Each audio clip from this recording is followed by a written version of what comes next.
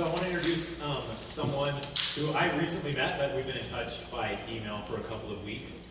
This is Ricardo.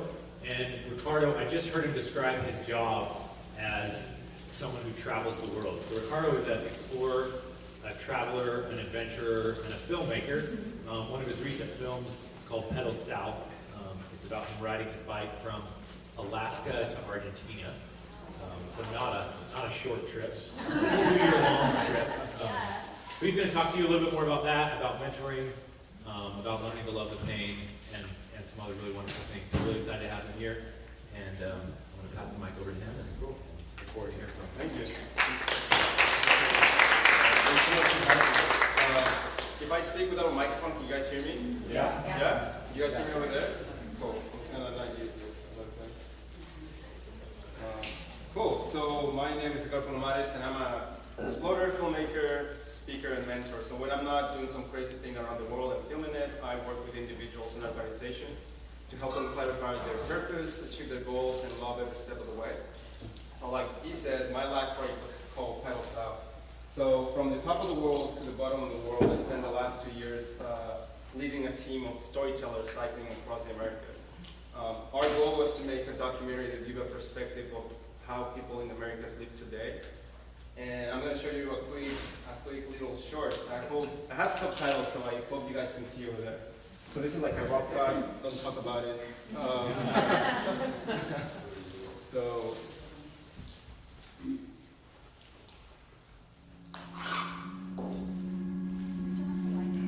Yeah, can we turn off the lights a little bit real quick?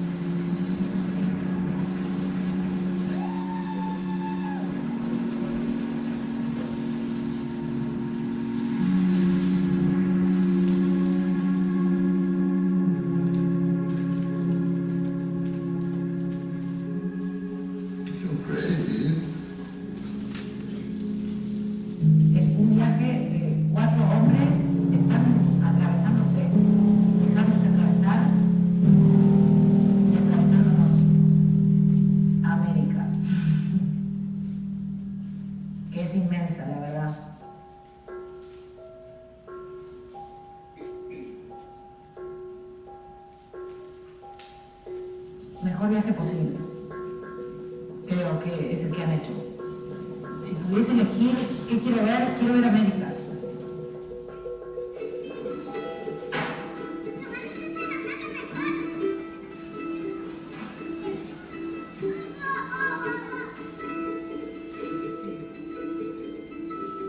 Siempre los hombres se han ido al medio del desierto a meditar y a no comer y a vivir en la montaña y a atravesar océanos. Y hay algo de esa búsqueda que nos es común a todos. Fill the unknown to make it known. We're all explorers. Naturally born explorers, you can't help it. Who's that first time you ran away from home anyway?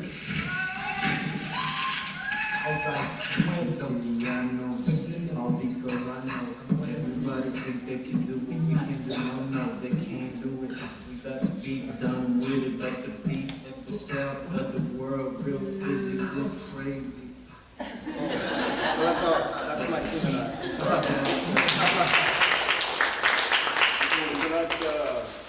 So it was amazing. It was incredible. And that's the day that we got to Ushuaia, Argentina, after 21 months. That's Riley, Dyer, Thomas, and myself. And I dreamed about that day for years. I thought that there was going to be a big party. I thought there was going to be a feast.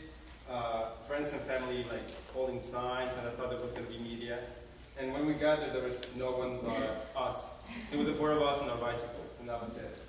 And we got to the edge of the road, we dunked our bicycles into the Arctic Ocean, and we did a group hug and looked at the sunset. And it was beautiful. It was such a beautiful experience for sure. But just right then I realized that it was never about like getting to the end. It was never about Argentina. It was never about like the destination. But it was everything that happened in the middle. You know, all the landscapes, the people that I met along the way.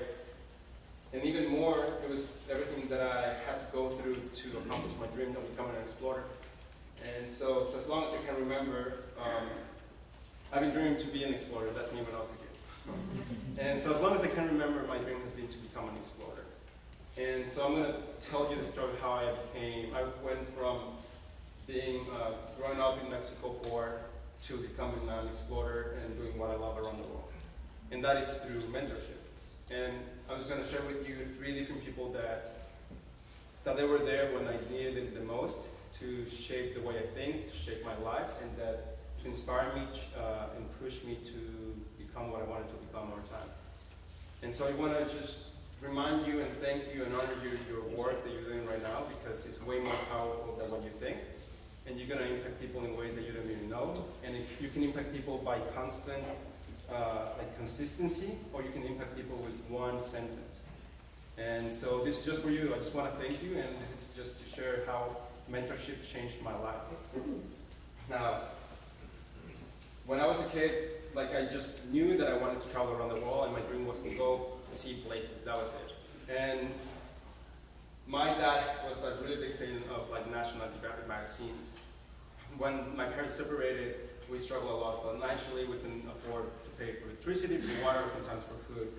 But I still was really drawn to these magazines, and I remember spending hours and hours just looking at the pictures. I never really read them per se, but I spent a lot of time just looking at the pictures, and I was so amazed by the beauty of different cultures. And so I started thinking that I wish I could be a photographer, but more than that, I wish I could be that guy in that moment, just to be about taken by the tornado. And I wanted to experience that moment. And so I started dreaming about becoming a photographer for National Geographic. And that's why I went to photography school in the first place. And I took myself to photography school. We couldn't afford it, and I had 3 different jobs. One of them, I had to be a dragon for this. It was this event facility for kids.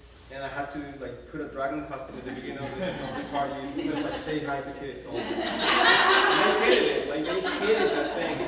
People cried, and it was just awful. And then I was a bartender in a bar, and then also I was taking photos of basketball and soccer teams.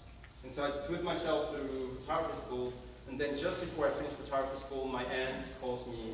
Who lives in San Antonio, Texas. She calls me and says, "Hey, I heard that you are going to photography school, and my cousin, which is your family member too, lives a block away from my house, and he's a really famous, really well-established wedding photographer in San Antonio. So you should call him to see if he can help you out." And so out of nowhere, I called the guy, and I think I saw him once in my life before. And I call him and say, "Hey, so I'm your cousin's son, so I guess we're family, and you're a photographer, and I want to be a photographer. Do you want to help me out?" And just like that, he said, "Yeah, we're family, I want to help you out." And so I finished photography school, and then as soon as I finished, he gave me a call. It was a Wednesday, I remember. He said, "I want you here by Friday, and we're going to figure out along the way what happens."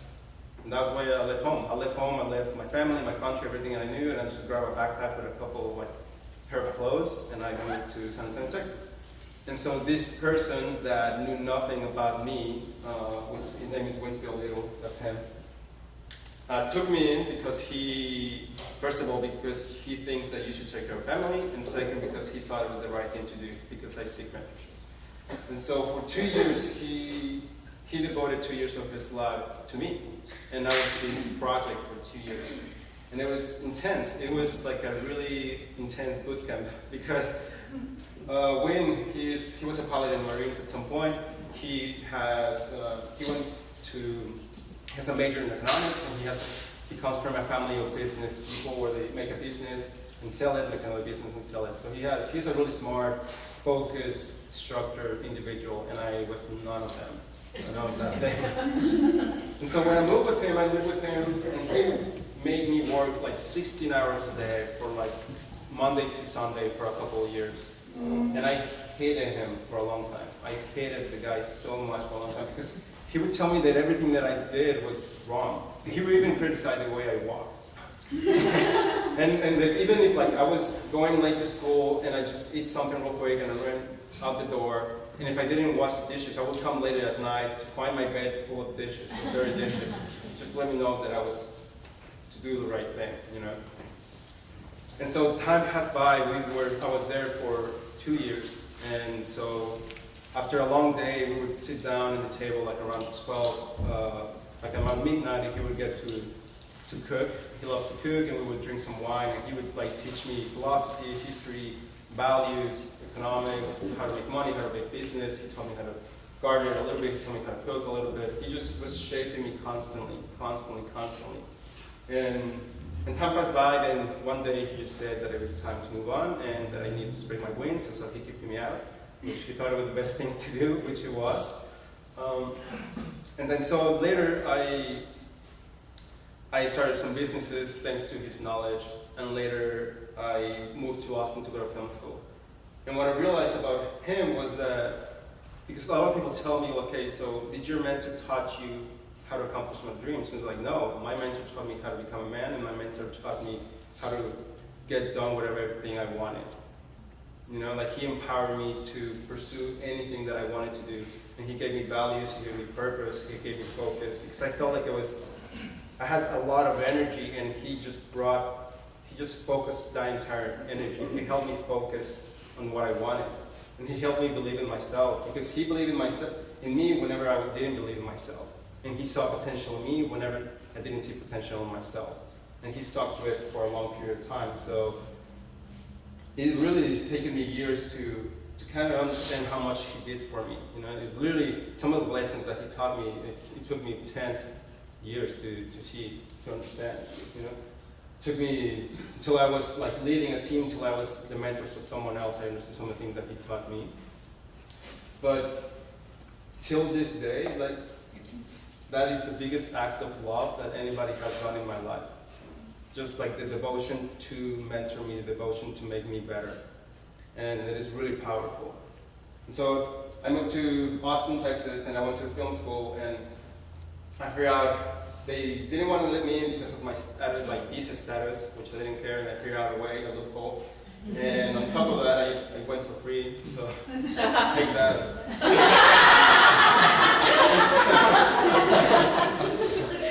And so before I finished school, just before I finished school, I was involved in a project where we got to do documentary work for Livestrong, and went to Mexico and China to try to erase the stigmas that cancer has in those countries.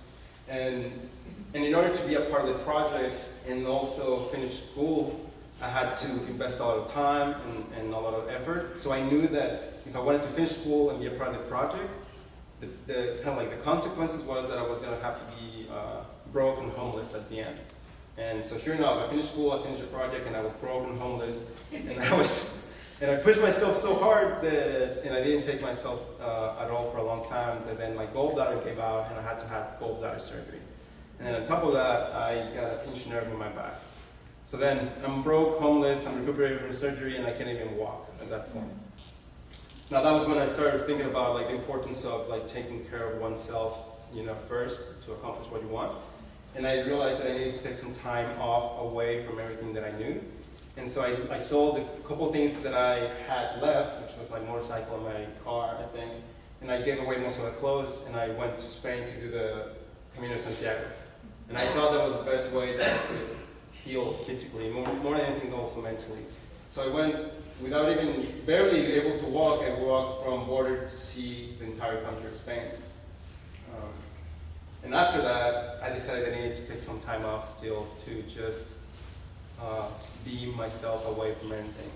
And so I went to live in the mountains of Wales in a cabin for a while, because I told my mom, it's like, Mom, for a while I don't want to be a friend, I don't want to be a boyfriend, I don't want to be a son, I don't want to be a photographer. For a while I just want to be myself. And she was like, well, this is way over my head. But like, to me it totally makes sense. It's like, I just want to be me for a while. So I just hid in the mountains of Wales for a couple of months, and I just went on walks and I meditated and I prayed. And the funny thing is that being such an ambitious individual, that was the first time in a long time that I feel as fulfilled, when I was not trying to achieve anything, but when I was just present. I came back, and as soon as I came back, they invited me to do the Pedal South trip, and that was like my team.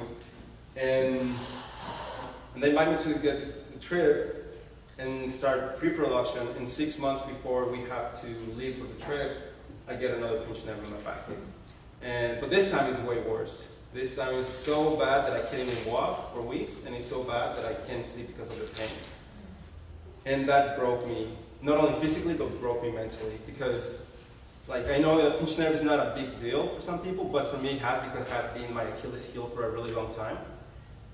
And so it's just I felt so broken. I just felt like my spirit broke, you know. And so for weeks I was in depression, and I couldn't find a way to like snap out of it. And it got so bad that I ended up calling my mom. That's my mama right there, my other mentor. And I called her because I needed some help. I just needed some support. And she is the lady that knows me the best, and she has like really strong character, so she knows how to get people out of funk. And so she came over and lived with me. And as soon as she came live with me, she kind of like realized that I was in a really bad shape. And she told me, Ricardo, I've never seen you like this before.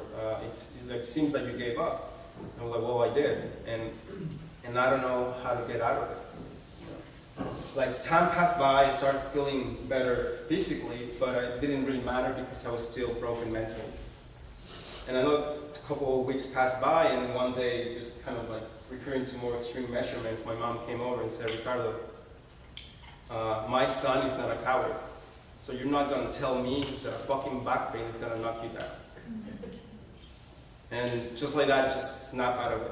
You know, I snapped out of it because I realized that I was spending so much time just focusing on how broken I was instead of focusing on how strong I could be. And I realized like how sometimes mentorship doesn't really mean spending day in, day out. Sometimes mentorship is giving the right advice at the right moment. And that can be really powerful. So I started getting stronger and stronger and stronger. And my family were really worried because they didn't think I was going to be strong enough to be able to cycle the world, which I didn't listen to because I don't listen to anybody. And so, sure enough, like June 11, 2014, I'm ready to cycle. And we fly to Alaska, and we fly to Prudhoe Bay, Alaska, which is the is the top of the world. And from Prudhoe Bay, Alaska to Fairbanks is a 600-mile highway called the Balkan Highway. And it's nothing but gravel and mud. And I don't know if you guys seen that TV show called The Deadly Highways. Well, that's the highway. And I was there.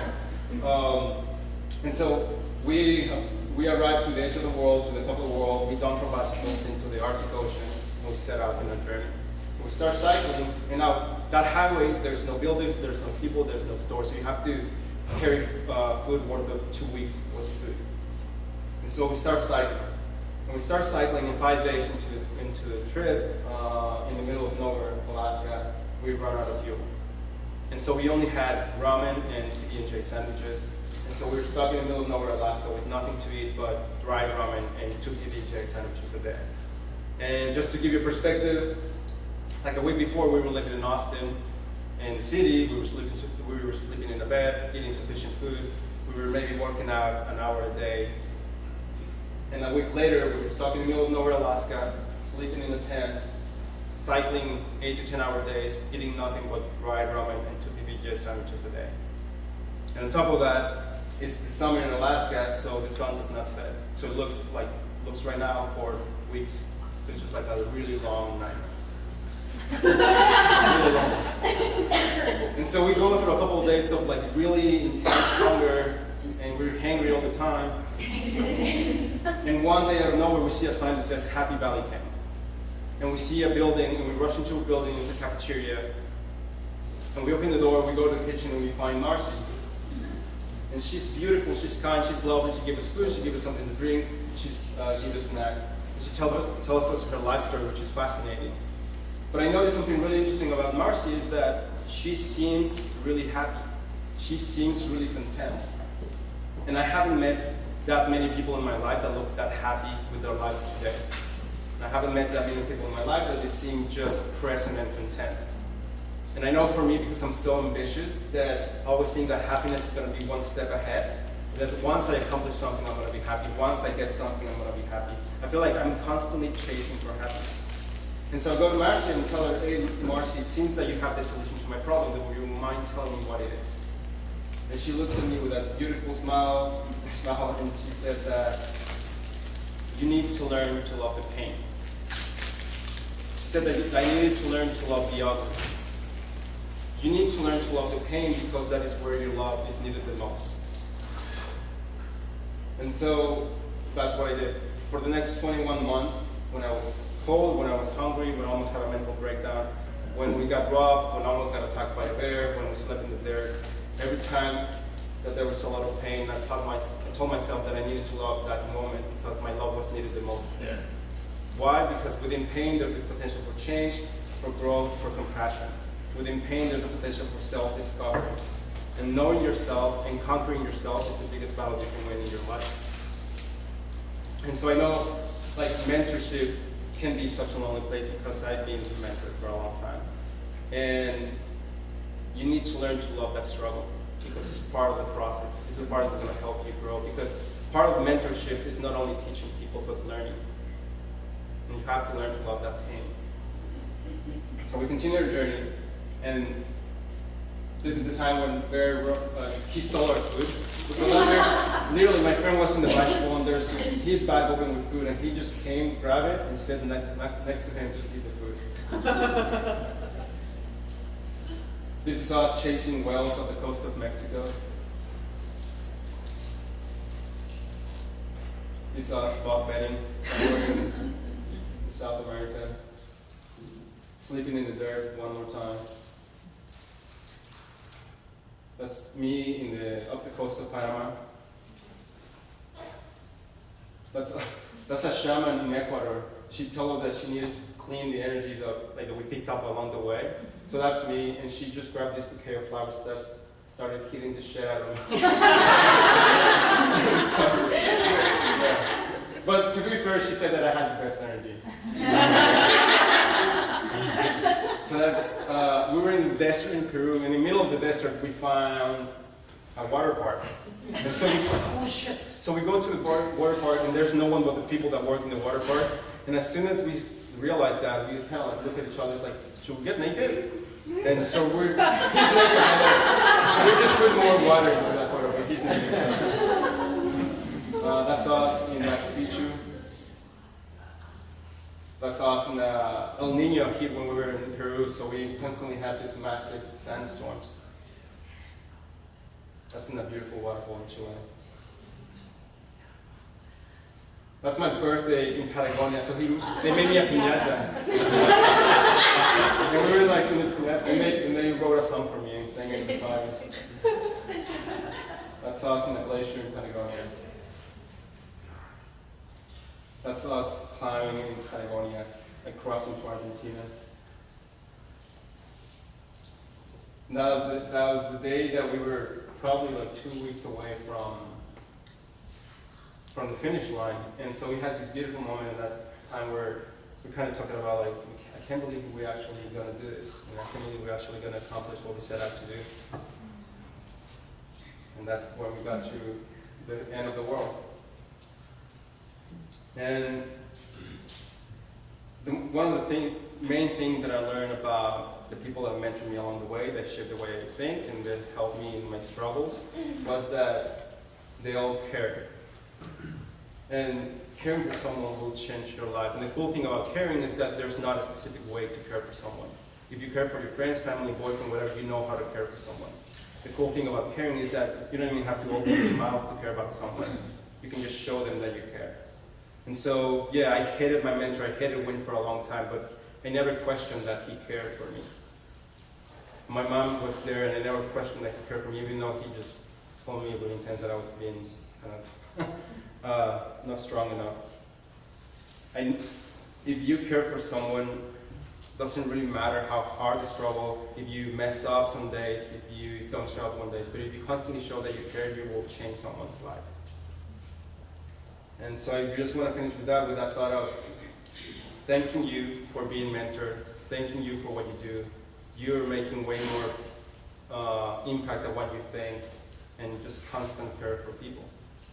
Thank you.